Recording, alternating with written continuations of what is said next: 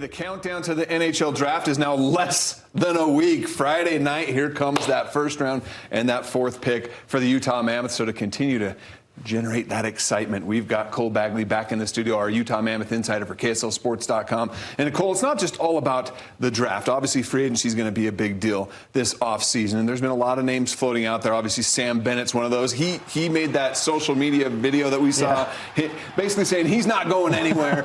But that's kind of led some people to believe maybe Brad Marchand could be a fit in Utah. What's your take on that? I mean, he's 37 years old. How would he fit here? Yeah, so National Insider Elliot Friedman on his 32 Thoughts podcast, he elaborated that, hey, Brad Marchand may hit the free agent market, and if he does, he expects Utah to pursue him. And I think, when you look at how old he is, he's 37 years old, but he's still playing really good hockey. I'm sure he was a guy that a lot of people could have seen winning the Conn Smythe instead of Sam Bennett. He was phenomenal in the playoffs. I think he's part of the reason that Florida really continued to be as good as they were. It kind of, was the cherry on top that helped them finish off their, that back-to-back cups. But talking about Marchand in Utah, the reason I would like it if it does take place is he's a pest. He's a rat. He's a guy that could teach this team a culture that they really need to figure out in championship mentality and pest mentality. A guy that's going to help these young players, Logan Cooley, Dylan Gunther, Josh Doan, really understand how to play the type of hockey that wins Stanley Cups. So is it plausible? Is it possible? We'll see. I think that one makes a little bit more sense than a lot of the other free agents. Now, if you consider, I know a lot of people are talking about, well, could they bring in Mitch Marner? Probably not. And the reason for that is Utah doesn't want to overpay. And Mitch Marner is probably going to be asking $13, $14 million a year, which doesn't make a whole lot of sense for this team right now.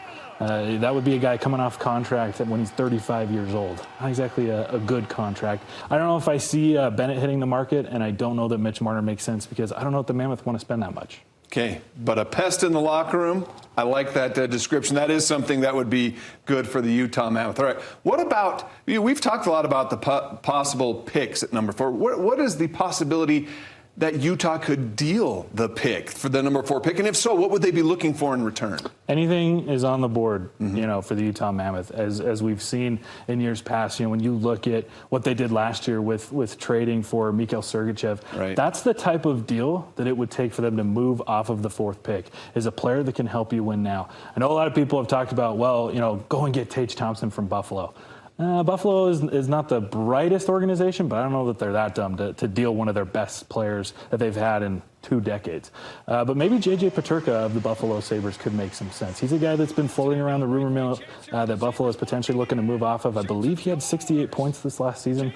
He's a very talented winger. He's 23, 24 years old. He more so, in my mind, fits the timeline.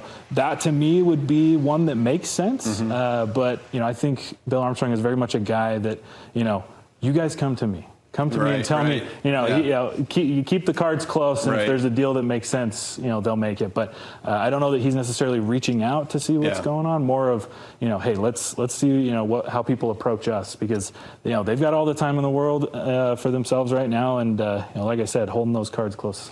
He's got the leverage, that's for sure. All right, even if they use that pick, we don't often see NHL draft picks playing for the club right away, right? It takes a while. There's a development process here. So with that thought in mind, I want to go back to last year's first pick in the first round, in Tej Iginla. How close is he to being a Mammoth player, and how much progress has he made in the 1 year since they drafted him? Yeah, I mean, when you get outside of the 1st and 2nd overall pick, timelines can vary. You could have a guy that comes into camp, wows management, and they got to play him right away. Or you could have a guy that maybe takes 3 or 4 years.